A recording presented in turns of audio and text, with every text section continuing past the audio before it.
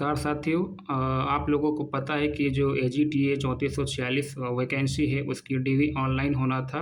6 मार्च से स्टार्ट होनी थी, तो आज उसका पोर्टल ओपन हो गया है और डीवी स्टार्ट हो गई थी। तो इसमें बहुत बच्चे परेशान हैं जिनको जानकारी नहीं कैसे क्या करना है, तो उसके बारे में मैं जानकारी देना चाहता हूँ। सबसे पहले आपको वेबसाइट पे जा कर के आप रजिस्ट्रेशन नंबर डाल के उसके लॉगिन करना होगा। लॉगिन करने के बाद सबसे पहले आपको बेसिक डिटेल्स फिल करनी होंगी। बेसिक डिटेल्स में सबसे पहले आपका अभ्यर्थी नाम पड़ेगा जो हिंदी में होगा। फिर सेकंड ऑप्शन हमारा क्या था, अभ्यर्थी के पिता का नाम, ये भी हिंदी में। अभ्यर्थी के पिता का जन्म स्थान, ये भी हिंदी में। पिता का जो मूल निवास स्थान का पूरा पता है वो भी आपको हिंदी में फिल करना होगा, ठीक। फिर नेक्स्ट स्टेप हमारा आता है फ़ोटो। फ़ोटो आपको अपलोड करनी होगी। जो फ़ोटो आप अपलोड करेंगे वो 50 केबी से 100 केबी की होनी चाहिए। फिर आप इसकी यहाँ पे राष्ट्रीयता पूछता है, राष्ट्रीयता आपकी हो गई।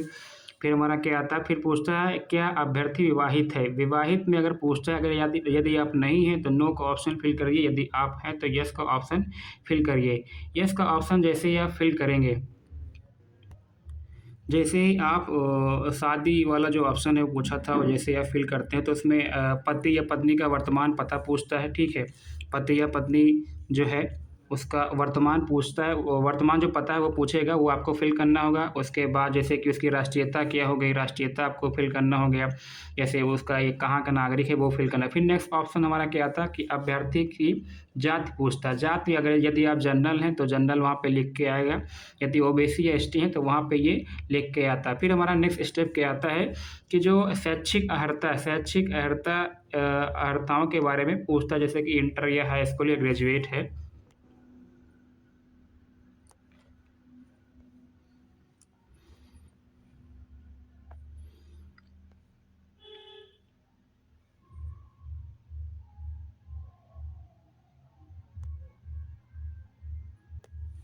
जैसे बहुत बच्चे पूछ रहे थे कि ग्रेजुएट को कैसे करें, तो ग्रेजुएट में आपको ऐड पे ऑप्शन क्लिक करना होगा। जो भी यूनिवर्सिटी या कॉलेज से आप पढ़े हो तो वो आपको फिल करना होगा। और यहाँ पे हाँ, एक चीज़ आप लोग याद रखना कि इंटर और हाई स्कूल में जो आपके विषय थे वो विषय आपको फिल करना है। बट जो आपका ग्रेजुएशन एग्रीकल्चर से है वहाँ पे आपको ऑल विषय फिल नहीं करने। वहाँ पे आपको ओनली बीएससी एग्रीकल्चर या फिर जिस समकक्ष डिग्री जो भी आपके पास समकक्ष डिग्री है वो आपको ओनली फिल करना होगा, ठीक। उसके बाद यदि आप पोस्ट ग्रेजुएट एमएससी किए हैं तो एमएससी को फिल कर सकते हैं, या फिर आपके पास कोई एक्सपीरियंस है तो वो यहाँ पर ऐड कर सकते हैं।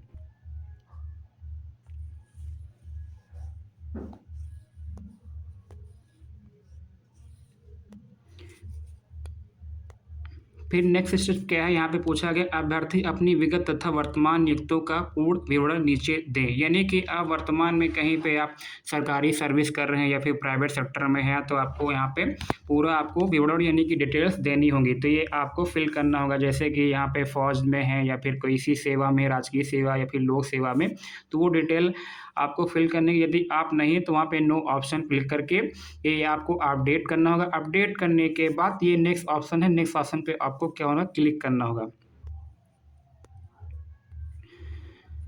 फिर नेक्स्ट स्टेप क्या है, नेक्स्ट स्टेप में हम बेसिक डिटेल जैसे ही हमारी फिल होती है उसके बाद हमारा क्या आता है, एकेडमिक डॉक्यूमेंट्स आता है। एकेडमिक डॉक्यूमेंट्स में आपको क्या करना होगा, इसमें दो चीज़ें आपसे मांगता है, एक तो हाई स्कूल और एक इंटरमीडिएट। हाई स्कूल में जिस भी बोर्ड या इंस्टीट्यूशन से आप पढ़े हो तो वो आपको फिल करना होगा। और यहाँ पे आपको रोल नंबर और ईयर ऑफ पासिंग, किस ईयर में आप पास हुए, यह रोल नंबर आपको फिल करना होगा। अगर हाई स्कूल या इंटरमीडिएट में आपके जैसे ग्रेड सिस्टम हो, ग्रेड सिस्टम फिल करिए, या फिर परसेंटेज है परसेंटेज डालिए। और उसके बाद यहाँ पे आपको उसका एक डॉक्यूमेंट अपलोड करना होगा। जो आप डॉक्यूमेंट बनाएंगे वो याद रखना कि मिनिमम 200 केबी से 2 एमबी के बीच में होना चाहिए, ठीक है। वो पीडीएफ दोनों आपको अपलोड करने होंगे।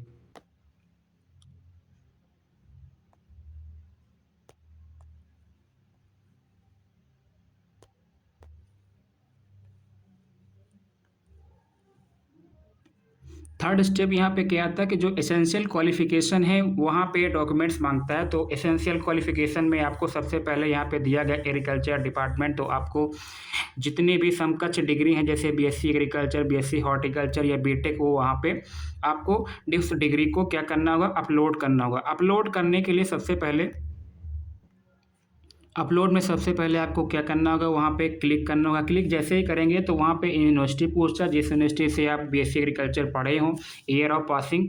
यदि आप में ग्रेड सिस्टम था तो ग्रेड सिस्टम को सिलेक्ट कीजिए, वहाँ पे यस कीजिए। यदि नहीं था तो वहाँ पे आप परसेंटेज को सिलेक्ट करिए, और परसेंटेज को सिलेक्ट करने के बाद आपको टोटल मार्क्स यानी कि जो पूर्णांक होगा वो फिल करना होगा यहाँ पे। उसके बाद जितने आपने प्राप्त किए ऑब्टेन मार्क वो फिल करना होगा, फिर परसेंटेज आपको डालना होगा। यहाँ पे आपका रजिस्ट्रेशन नंबर होगा, ये इशू डेट याद रखना कि जो जैसे कि जो 4 साल इसी रोड इश्यू डेट जो पूछा है, तो इश्यू डेट में आप लोग ये याद रखना कि जैसे कि कुछ लोगों में सेमेस्टर वाइज है, कुछ लोगों में ईयर वाइज है। तो ईयर वाइज में जैसे कि जो 4th ईयर की जो मार्कशीट होगी उस पे इश्यू डेट दिया होगा, या जो 8th सेमेस्टर की जो मार्कशीट होगी उस पे लास्ट नीचे देखिए वहाँ पे इश्यू डेट दी होगी, वही आपको फिल करना है। फिर नेक्स्ट स्टेप आता है कि आपको फ़ाइल को अपलोड करना होगा। फ़ाइल अपलोड करने का उसमें क्या होगा, सबसे पहले आपको डिग्री लगानी होगी। डिग्री लगाने के बाद यदि आप सेमेस्टर वाइज है आपका बीएससी या फिर ईयर वाइज है तो 4th ईयर की मार्कशीट, या फिर सेमेस्टर वाइज है तो 8 सेमेस्टर की टोटल। और उसके बाद ये कंबाइन करके एक पीडीएफ बना के, जिसका पीडीएफ बना के आपको अपलोड करना होगा। याद रखना कि ये जो होगा ये 200 केबी से 2 एमबी के बीच में होना चाहिए। और इसमें सीरियल याद रखना, सबसे पहले डिग्री आएगी, डिग्री के बाद आपका 8th सेमेस्टर, फिर 7th होगा, फिर 6th होगा, 5th होगा, या फिर ईयर वाइज है तो 4th ईयर, फिर 3rd ईयर, फिर 2nd ईयर, फिर 1st ईयर, ऐसे आपको अपलोड करना। नेम ऑफ डिग्री जो आप डिग्री पाए होंगे उसमें वो दिया होगा, जैसे bachelor of science agriculture honours हो गया, या फिर बीटेक, ये आपको यहाँ पे फिल करना होगा।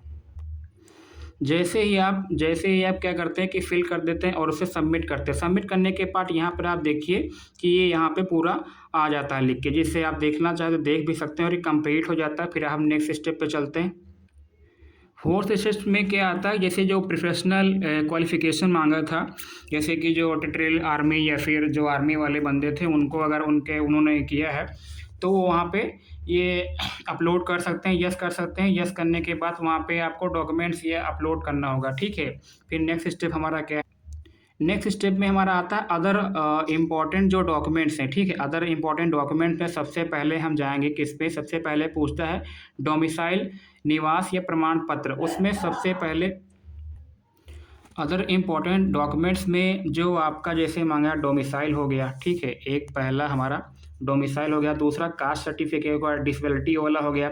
ये जितने भी सर्टिफिकेट होंगे उनको सीरियल वाइज, जैसे 1st number, 2nd number, 3rd number, यदि आप कास्ट जनरल में नहीं तो वो आपको अपलोड नहीं करना। उन तीनों को सीरियल वाइज आपको यहाँ पे क्या करना होगा, अपलोड करना होगा, ठीक। अपलोड करना होगा तो अपलोड करने में जैसे सबसे पहले आप जैसे उसको ओपन करेंगे, वो ओपन होता है, सबसे पहले अथॉरिटी पूछता है। अथॉरिटी में ये आपको फिल करना होगा क्योंकि जो आप निवास बनवाए हैं डोमिसाइल, तो किसके द्वारा अथॉराइज किया गया है, जैसे कि उप जिला अधिकारी या समकक्ष अधिकारी या फिर तहसीलदार होते हैं, डिस्ट्रिक्ट मजिस्ट्रेट, ये सब होता है। फिर उसमें इशू डेट आपको फिल करने होगी, किस डेट को इशू किया गया था, सर्टिफिकेट जो नंबर पड़ेगा वो। फिर वहाँ पे एड्रेस, सबसे इम्पोर्टेंट ये है कि जो एड्रेस दिया होगा डोमिसाइल सर्टिफिकेट में, वो एड्रेस और यहाँ पे आप जो फिल करेंगे वो सेम होना चाहिए, ठीक है। यदि यहाँ पे गलत होगा तो वो ये एक्सेप्ट नहीं करेगा, ठीक। फिर वो जो हमने बताया था वही, जिसमें domicile certificate, caste certificate, disability, अगर तीनों हैं या दो हैं या एक है आपके पास, जनरल में आते तो सामान्य केवल निवास ही अपलोड करना होगा, तो वो यहाँ पे आप अपलोड करेंगे। अपलोड करने के बाद वेरिफिकेशन करने में आप अपडेट कर देंगे। नेक्स्ट स्टेप क्या है, नेक्स्ट स्टेप है कि जो बच्चे जनरल में आते हैं, जैसे इकोनॉमिकली वीकर सेक्शन में, जैसे कि मैंने अपना फिल किया था तो मैं जनरल में हूँ तो मैंने ईडब्ल्यूएस लगाया है। जैसे कि जो कास्ट वाले होंगे तो कास्ट उनका ऑप्शन आ जाएगा वहाँ पे, ठीक है। तो यहाँ पे आपको ये ईडब्ल्यूएस सर्टिफिकेट अपलोड करना होगा। ईडब्ल्यूएस सर्टिफिकेट अपलोड करते समय कुछ चीज़ें ध्यान रखिएगा कि जो अथोराइज जो अथॉरिटी होती है वो यहाँ पे फिल करना होगा। इशू डेट, किस डेट को ईडब्ल्यूएस सर्टिफिकेट इशू हुआ था, सर्टिफिकेट नंबर पड़ेगा। फिर यहाँ पे पूछा financial year of income and assets, यानी कि यहाँ पे जो पिछले साल का जितनी भी आपकी इनकम होगी उस इनकम का जो ईयर होगा वो ईयर आपको फिल करना होगा। फिर यहाँ पे वैलिड फॉर फाइनेंशियल ईयर, किस ईयर के लिए ये वैलिड है ईडब्ल्यूएस सर्टिफिकेट, वो फिल करना होगा। फिर यहाँ पे आपको वो पीडीएफ जो है अपलोड करना होगा।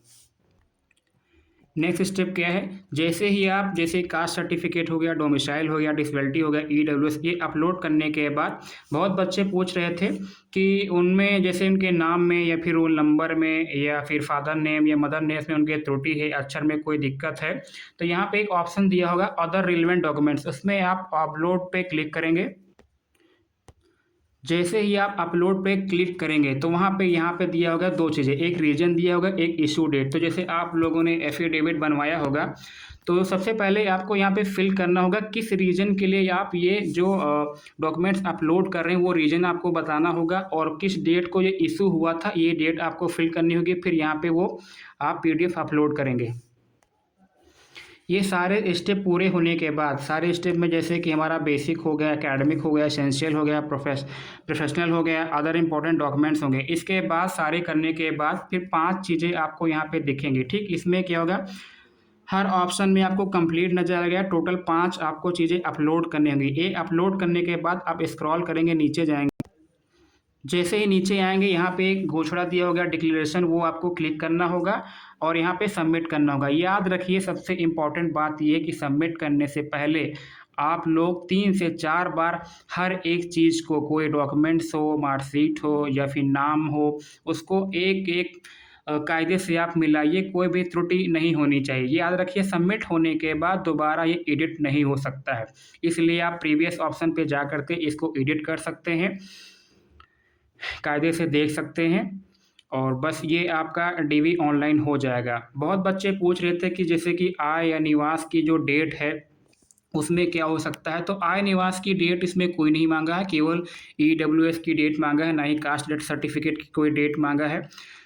ईडब्ल्यूएस में मांगा है डेट। बाकी जो आय निवास, इतना याद रखिए कि जो आप वो बनवाए हैं डोमिसाइल या निवास, तो याद